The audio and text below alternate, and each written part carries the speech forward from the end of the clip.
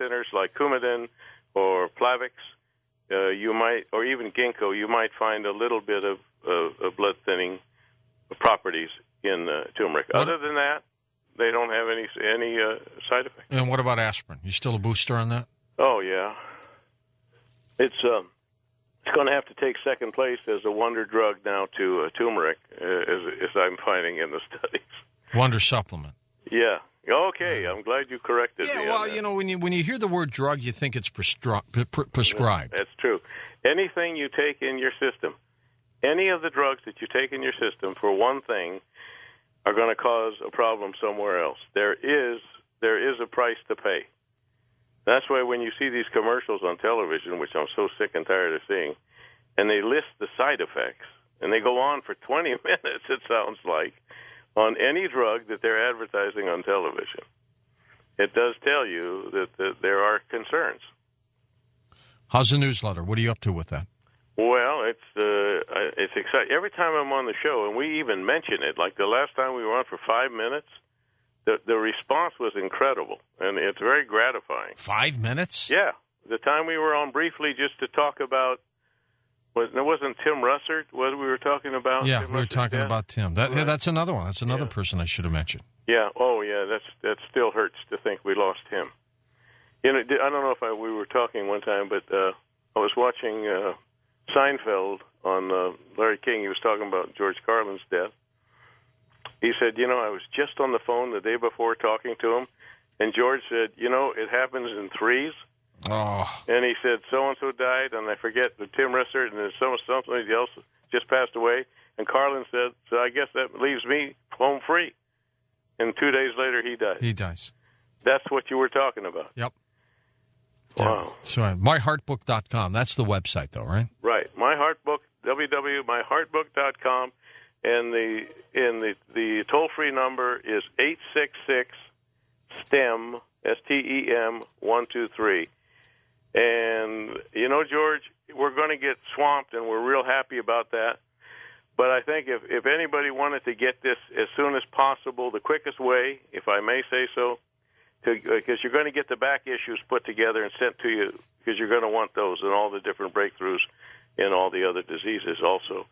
If you sent your check or money order for $22.95 direct to the P.O. Box, which is Wild Research, P.O. Box 1363, Studio City, California, 91604.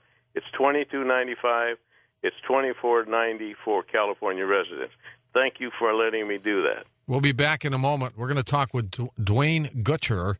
Duane is one of the first two no-option heart failure patients to receive his own stem cells. So we're going to bring in Duane Gutter now. He's one of the first two no-option heart failure patients to receive his own stem cells at the Arizona Heart Institute. Mm-hmm. He's been feeling great with total recovery now for 3.5 years. Tell us a little bit about him beyond what I've just read. Well, I interviewed him for Miracle Stem Cell Heart Repair. I wanted him to tell his story along with all the others who had already gone through the procedure. But what's real interesting about it, I think, George, is now that 3.5 years have passed, and I haven't talked to Duane for quite a while, but I talked to him a couple of days ago, and it's so gratifying to hear how good he's doing still, because so many procedures, you know, they're not what they're supposed to be, and they don't have the end result. Now, Duane was operated on by two of the finest you could have. He had Dr. Nabil Deeb, who is one of the 2 or 3 leaders in this field worldwide, and Dr. Edward Dietrich, who is the founder of Arizona Heart Institute. Mm-hmm. As a matter of fact, he is a benefactor of the training of William DeBakey. And so Duane had been, I'm not going to take too much of his story because he's probably going to tell it better than I do, but I know his situation was he was one of those individuals who was having his heart attack and didn't think it was a heart attack. He hadn't thought that way, and it really came upon him and snuck up on him. And eventually he found out that he had a very, very serious heart attack, and they wanted to give him 2 pacemakers. That's how severe it was. All right, let's bring him in. Hey, Duane, here you are. Good evening, George. Hi. Tell us a little bit about the episode. What happened to you? Well, this was 9 years ago, and I was in basically really good health, had no problems whatsoever. And I got hit with this heart attack that just knocked me out completely, What were your symptoms, Duane? Oh, well, I was out hiking on a Friday, and I felt really cold and clammy and a cold sweat. I did not feel good, so I went back to the home and rested. It went away. The following Sunday afternoon, I woke up from a nap and went and sat in my chair.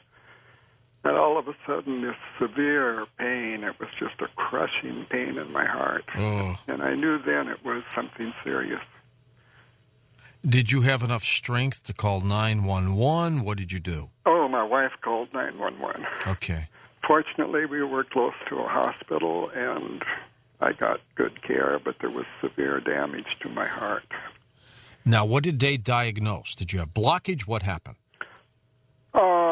There was blockage, yes, and I think about a third of my heart was totally destroyed.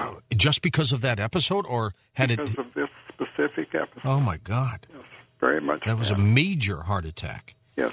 Okay, in terms of the blockage, what did they do for you in there? How many arteries were blocked? What happened? Well, about a month and a half later, I had a double bypass.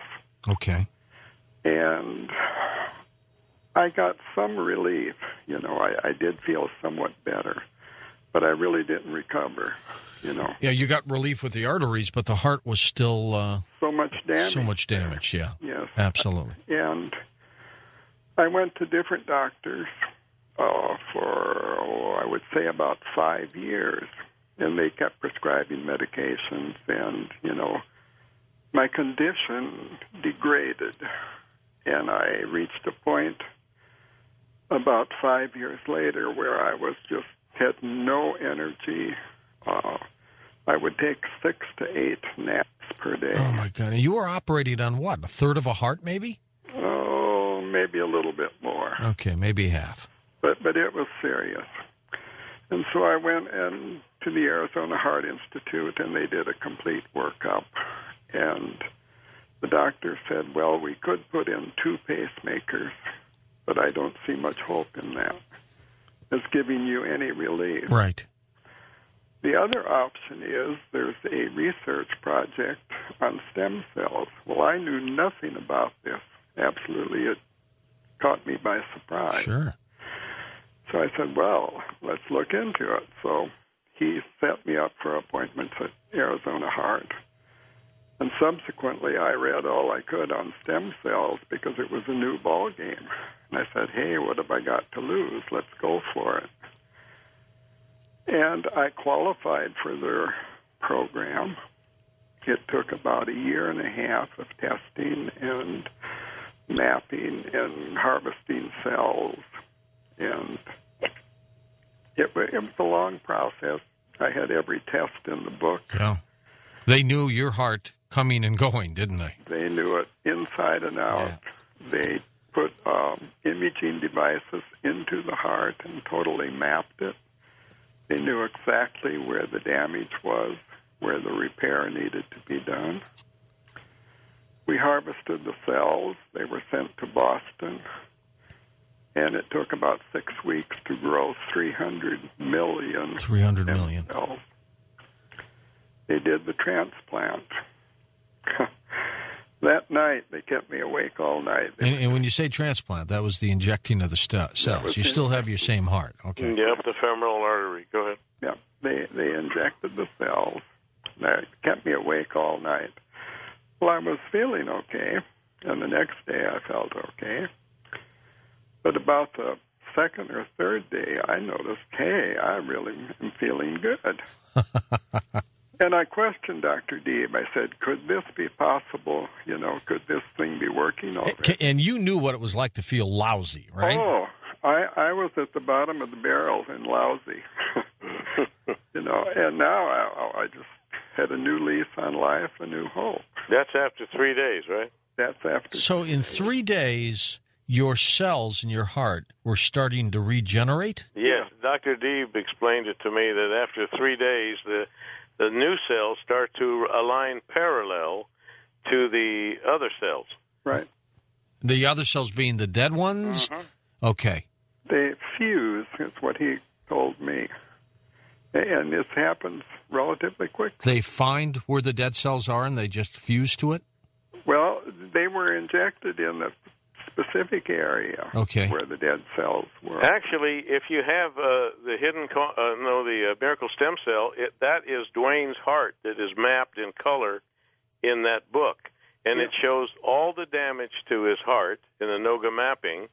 And then, was it 3 months later, they took another scan, and you can visibly see all the repair that went on. Right. That's very true. Now, at this point, Duane, then, today, assuming 50% of your heart was dead 3.5 years ago, what's it like today? I feel great. And do you think you have literally almost grown a new heart? Oh, yeah. Those areas that were damaged have been replaced. All replaced. I'm confident of it. That's amazing. And you can see it on the pictures. And how about the arteries? Now, does this clean out the arteries, Christian, or is that the turmeric, the fish oil, and all the other things we've talked about? The other things, but he actually had a double bypass. Dr. Dietrich did it, did he not, and Dr. Deeb? Yes. So in other words, before, keep in mind, he was a test case. They were really, really careful with him. They've since done so many that it's much more quick a procedure. And the success rate is astronomically high? Oh, they've had it was 83% success in the BioHeart trial, in the MyoHeart trial, and nobody died. And they're moving ahead. And in the new research report, I've been given the permission to list 6 more centers where they're enrolling patients right now, and it's no cost at all to the patient if they're accepted into it. Well, and I know you've helped some coast-to-coast listeners, Christian. Well, that's nice. But I wanted, when you and I were talking to Dr. Sherman. Yes. And he was explaining the double-blind placebo trial. Mm-hmm. And you said, oh, boy, if I was in that trial, I wouldn't want to be in the placebo group. Exactly. I would like to know that I was getting the stem cells. Yep. And then Dr. Sherman said, well, that would have been a crossover study, and this one was not.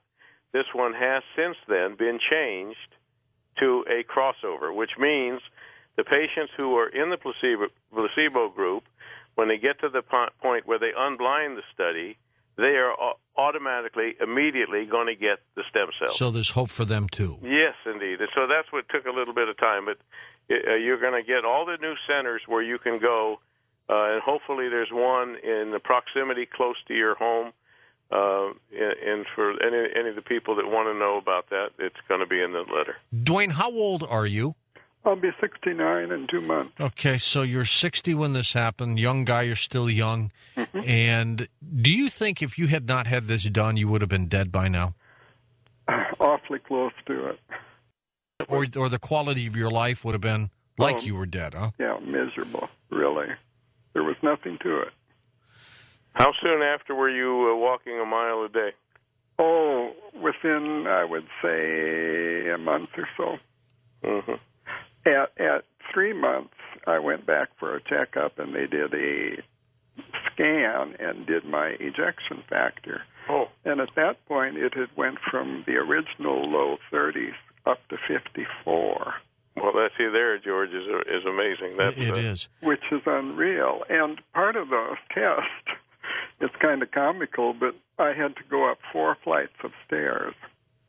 You know, and I never could have done that prior to that. Christian, if a heart stays strong, mm-hmm. if it doesn't get diseased, if you take care of your arteries, or maybe one went through bypass and takes care of the new arteries, theoretically, how long will a heart, if it's not diseased, how long will it last? Well, now, George, that they've been able to replenish the heart